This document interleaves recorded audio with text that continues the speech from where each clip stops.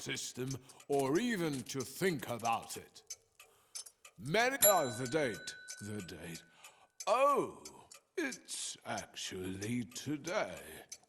Your first hearing. I'm sorry. What do you mean? You have a hearing today. In the afternoon. Today? I suppose you'll be coming. Counsel for the defense is not normally allowed to be present during questioning.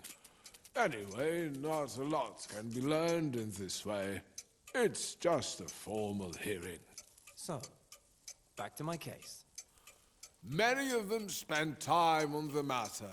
Time that could be spent far better elsewhere. The only right thing to do is to learn how to deal with the situation as it is. Any other approach is simply superstitious nonsense and might do incalculable harm.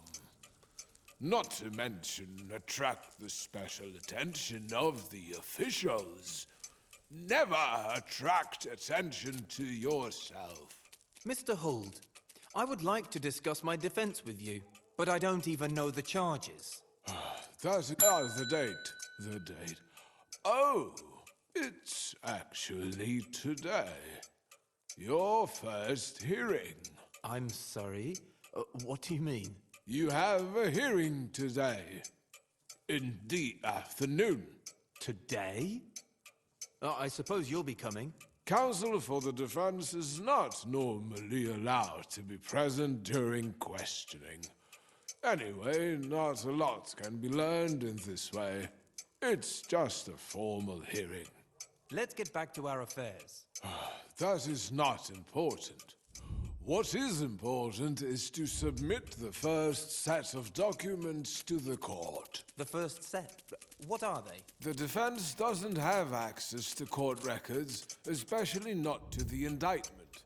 That means we generally don't know, or at least not precisely, what the first documents need to be about. Anyway, usually the first submitted documents are mislaid or lost, and even if they do keep them right to the end, rumor says they are hardly ever read. This is all very regrettable, but not entirely without its justifications.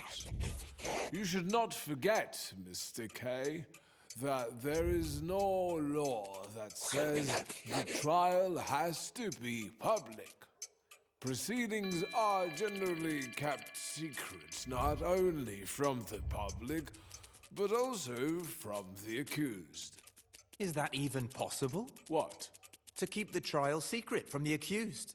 Oh, it's usually possible to a very large extent. This sounds completely absurd. So what exactly is your role? The most important thing is the lawyer's personal connections. That's where the real value of taking counsel lies. Contacts with higher officials.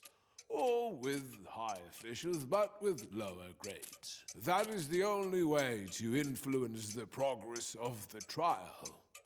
Hardly noticeable at first, it's true.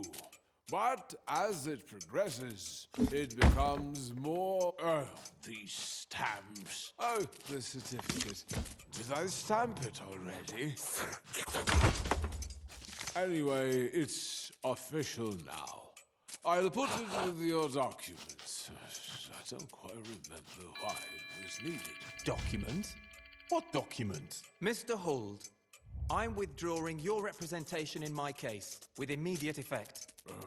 Do I understand you right? I think you do. Well, we can certainly discuss this plan of yours. It's not a plan anymore. We still mustn't rush anything. Nothing is being rushed. Everything has been thought through, probably for too long. The decision is final. Then allow me to say a few words. You are running the risk of catching a cold for no reason.